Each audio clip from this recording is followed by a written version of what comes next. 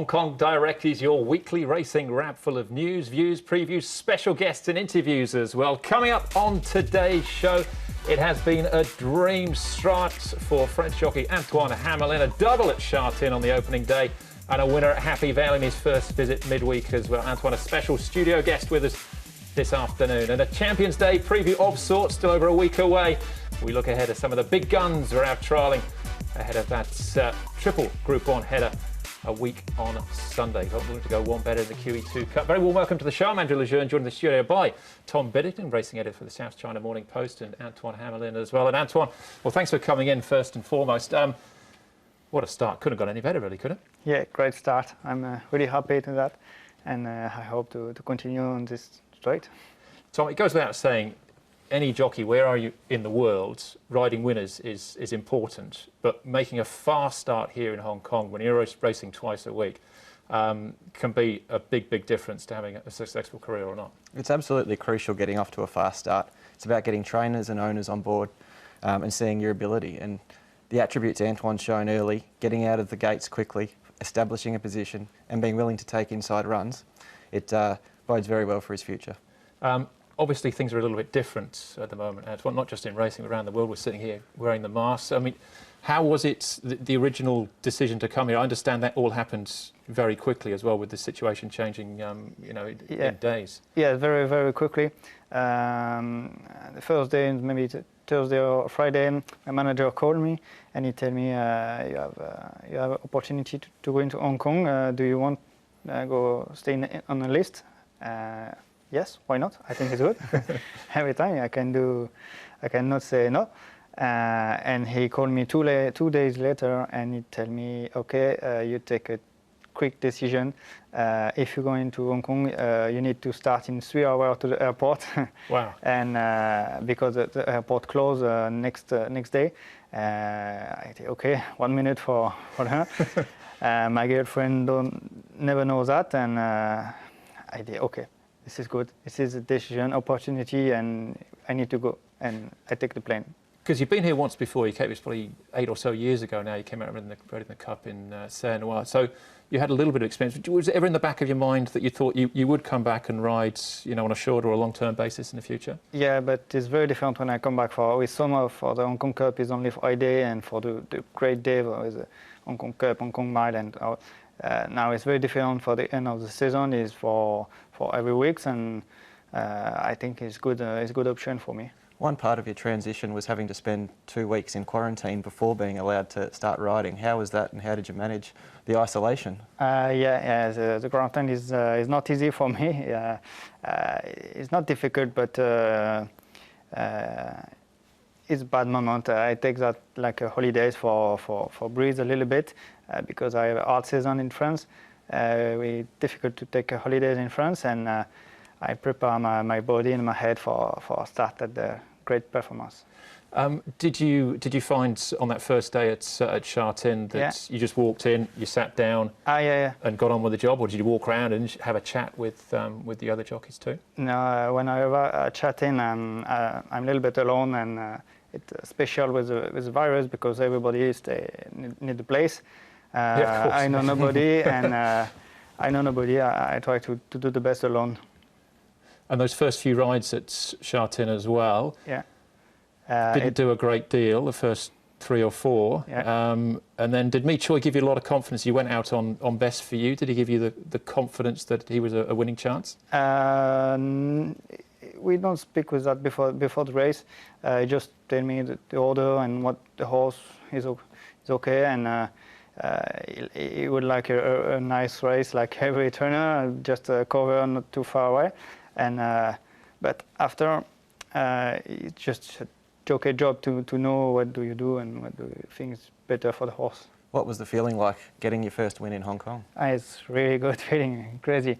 I'm really happy. This is my objective of the day, to win the first day, and after the post, very happy. My heart is like a big race. It's not big races, but it's very important for me. Tony Pacone came rode a win on his first day as well, but you went one better with a double then with Baltic Success. Just came out of the gates and went whoosh. Yeah, really nice horse and very good. I just need to take a good start with him. the start was good, and after, go straight and fast. And how about Happy Valley? How did you find that? Very funny. I never ride in Happy Valley, but it's very, very funny. It's crazy racetrack, but it's very fun for the jockey. I think all jockey like riding in Happy Valley. It's very special. Before you came as well, you were very good enough to do a little video call for us up at Bees River, and I know you talked about this then, but who were some of the jockeys that you spoke to in Europe and France about Hong Kong before you came? Yeah, a lot of jockeys give me advice for here. Umberto Rispoli, Olivier Deleuze, Christophe Soumillon, all French jockeys come here, and he tell me a lot of advice for start good here. Yeah, Ollie, of course, had a great career. He was a bit of a showman as well, Deleuze, so I'm sure he gave him a few tips along the way. Certainly didn't mind standing up in the irons and celebrating a win, but that was what we loved about him. Yeah. I suppose it's a little bit different. You're not getting the full sense of Hong Kong racing at the moment because there are no crowds there. If you'd ridden a winner at Happy Valley, there'd normally be 20,000 people there. It's quite an experience. But what are some of the differences that you're noticing between France and Hong Kong at the moment?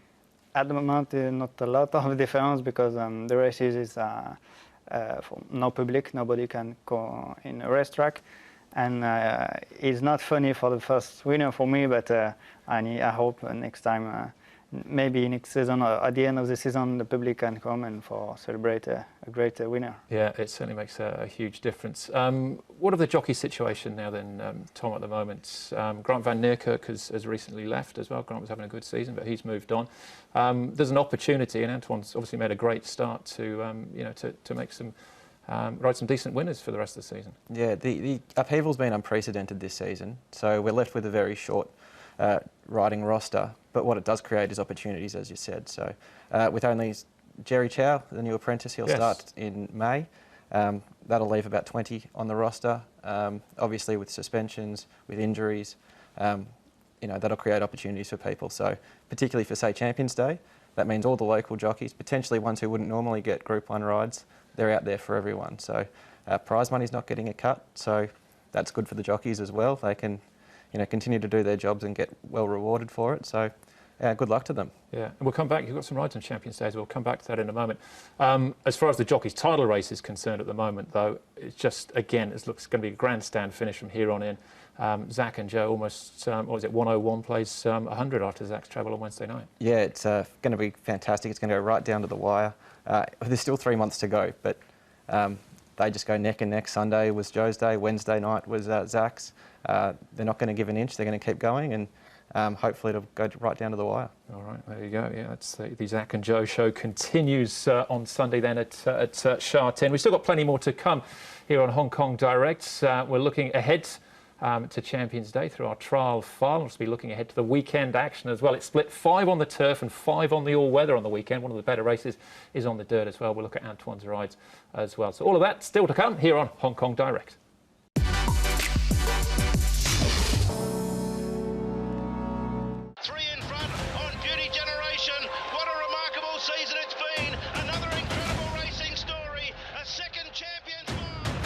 It's just a fantastic horse. Pretty straightforward horse. He's very, very good at what he does. He knows what he needs to do.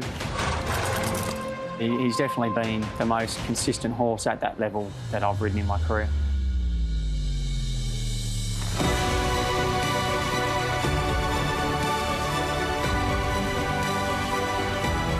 A second Champions Mile and a coveted crowning glory.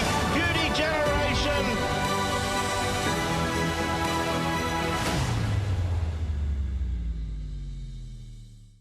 April the 26th for Champion Days 3 Group 1s. Can't wait for it to come around. And the lead up to the big day as well. Some of the big guns have been out on the trial track as well, warming up, which we can look at now in the trial file. Hear from some of the jockeys as well. We'll start off with Exultant, trying to go one better in the QE2 than they did last year. Lining up or warming up here against old foe, Time Warp.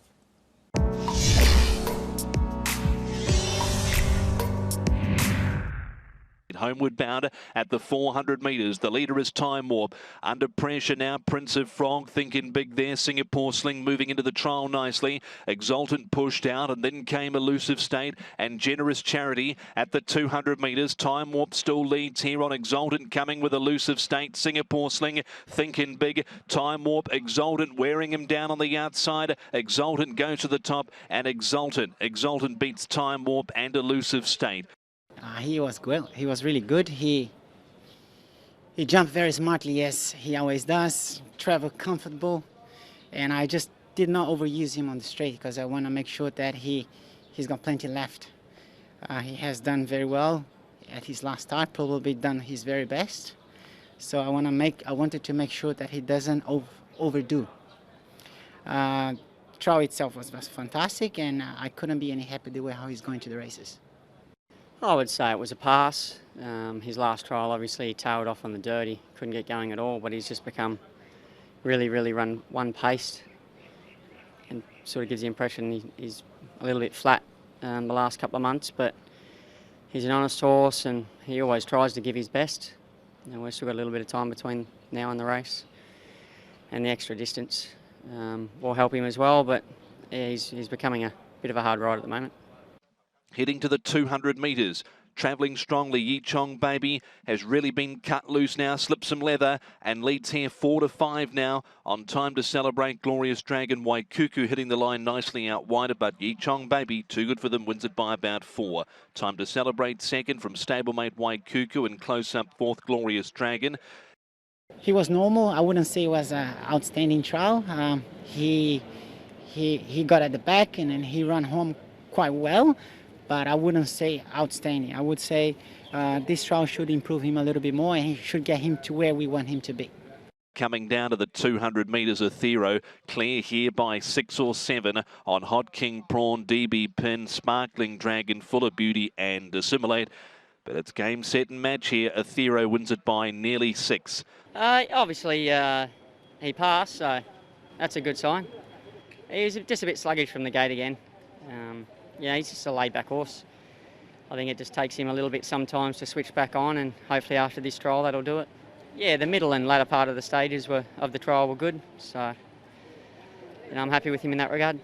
Trial really well. We look after him. He obviously finished second to Athero by a big margin, but no doubts that I was looking after him, and we want him to bring everything he's got of energy to the races. So I'm quite happy with the way how he's gone. There you go, Joe and Zach talking about their big rides. Tom Biddington from the South China Morning Post and Antoine Hamelin joined me here in the studio as well. Tom, first, let's start with Zach's 2 big ones there, Exultant and Athero. What did you make of them? Athero looked super, but we know he's all duck or no dinner. So yeah. On race day, what he needs to do, if he produces his best, he should just about win the race. If he doesn't, well, then it opens the door for everyone else. Exultant, yeah, it looks like a benefit for him on paper. Like, he's got the class on his rivals, with no internationals in the race now and no Golden 60, the Derby winner withdrawing earlier this week. It looks like it's his race on paper. Obviously, Zach was downplaying it a little bit. If the real Exultant turns up, he should win. Time Warp was a very good trial, the stablemate. He looked good. Joe sounded confident, and obviously he upset him in the Hong Kong Gold Cup last time out. So they're probably the 2 who stand out in the QE2 Cup for me. And Antoine, you've picked up a couple of good rides as well for the big day. Yeah, two nice rides for the big day. Wishful Tinker in the sprint, and on the mile, Kaying Star. I'm happy to ride this race. I just arrived 1 week before, and I can ride the group one. It's very nice. Yeah. It's very nice. I'm happy after I do the best for take a better place, and if I can win, I try. Kaying Star certainly is a definite, Group 1 place chance. He's been so consistent, even though he hasn't won this season.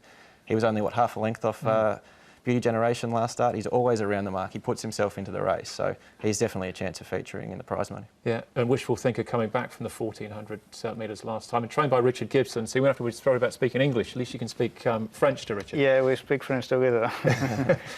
Beauty Generation, Tom, is it his swan song or not? We don't know yet. It was at the start of the season we were thinking this would be it, and then maybe Japan, but it's either the perfect stage for him to bow out, or possibly maybe we might see him next season, maybe? Yeah, it's all up in the air at the moment. So I guess this coronavirus crisis has just added another layer to it, because there was the potential that he was going to go to Dubai, but obviously that was cancelled early. There was the potential that he goes to Japan for the Yasuda Kinnan as his swan song, but that is unlikely to happen now as well. If he keeps winning, the way he won last time out in the Chairman's Trophy, if he comes out and wins the Champions Mile, I can see the owners wanting to push on for one more turn. Yeah. With Beauty Generation achieving what he has here in Hong Kong, he's one of the world's best horses. Yeah. Do they know him in France? We like to think that everyone knows Beauty Generation, but do they know him? Sure. In France, we have all races in Acadia, and every jockey checks the good race and the good horse, because every jockey wants the better horse and in the better race. This is the objective for the jockey, to win a most beautiful race. He's like a footballer. He want to win the World Cup. Sure, everybody in France have a look for the good race, and it's very prestigious to see the race here and to are here. It's the one knock on him, though, that he's never travelled overseas. He's beaten all before, everything here in Hong Kong. In Australia, I suppose. Yes. Before he started. But he was a different horse when he came to Hong Kong. He didn't become Beauty Generation when he was Montaigne. He was only up here where he really became the superstar that he is. The fact that he's never travelled, that's probably the one little asterisk on his record. Yeah, I know they've courted him for Europe as well, but maybe the current situation has changed all that, of course. Okay, proper full Champions Day preview on next week's show. Looking ahead to the diary, we've got racing from Sha Tin this weekend, so 5 on the turf and 5 on the all-weather, so saving the turf a little bit for next weekend's Group 1s. Happy Valley again on Wednesday night, and then the FWD QE2 Cup, the FWD Champions Mile and the Chairman's Sprint prize makes up Champions Day. That is on the 26th of April. Should be a fantastic afternoon as well. All right, so that's what we've got to look forward to over the next week or so. But on Sunday at Sha Tin, one of the better races is actually on the all-weather. It's a Class 2 contest over the 1,200 metres, Tom, on the dirt. We've got Willpower up in class for the first time. A lot of speed in the race, Winner Supreme. With some class horses towards the top of the handicap as well, with the Gunnison, the King Shield, and Mission Tycoon as well. Yeah, it's a very interesting race. Gunnison obviously proven himself on the dirt as well. King Shield seems to be potentially one of the best horses in Hong Kong. Might prefer the extended mile rather than the 1,200. Antoine's horse, Encore Boy, can certainly run a big race. And then we've got, the Rising Star Willpower as well. Yeah, and Antoine, so you've Sha Tin turf, Happy Valley turf, all weather. You need the winner now for the clean sweep. Exactly, just in the all weather now. And it's a very different surface to one you'd have ridden on in France or anywhere else? Yeah, we don't have dirt track in France. We have a poly track, but all weather and all poly track was different in the world, I think so. Yeah. It's all special. All right, well, Encore Boy is very consistent indeed. I'm sure I'll give you a good ride there in race number 9. Can have a look at actual fact, and I think we've got 9 rides again on the weekend. So full book at Happy Valley midweek, 9 rides on Sunday. And I know you're feeling your way as far as the form is concerned. Live Bird Start, good run last time out. It's a Class 5 contest. Clear Choice would be a good chance, I'd have thought. Adonis, there's a lot of speed in that race. Mega Heart's a sort of consistent sort of horse, and an Encore Boy as well. Is there one horse in particular that you're looking forward to? Yeah, I hope it's a nice day, and I think finish great with Encore Boy. There you go. Yeah. What do you pick off that one, Tom? Yeah, Encore Boy as well. Seems the best chance for all right, and it was Gunnison for you in the Class 2. Yeah, I like him. I'll be prepared to risk the likely favourite Willpower. Rubber hits the road at Class 2. I'd like to see him do it against some really tough, good horses. All right. Antoine, it is a difficult time, or different time, I suppose, for us all with the current COVID situation. What would you normally be doing? Because it's different now in Hong Kong, with twice a week, so you get a lot of downtime in between track work. What would you normally be doing when you're not race riding? What are your hobbies? I ride in the morning for the training. After I walk a little bit for the races, and when I day off, I go to the climbing mountain for that. This is my second passion. I love that really. So, and we're talking proper mountains, proper climbing. Yeah, exactly. I'm a rock climber, and it's very hard sport, and I like when it's hard.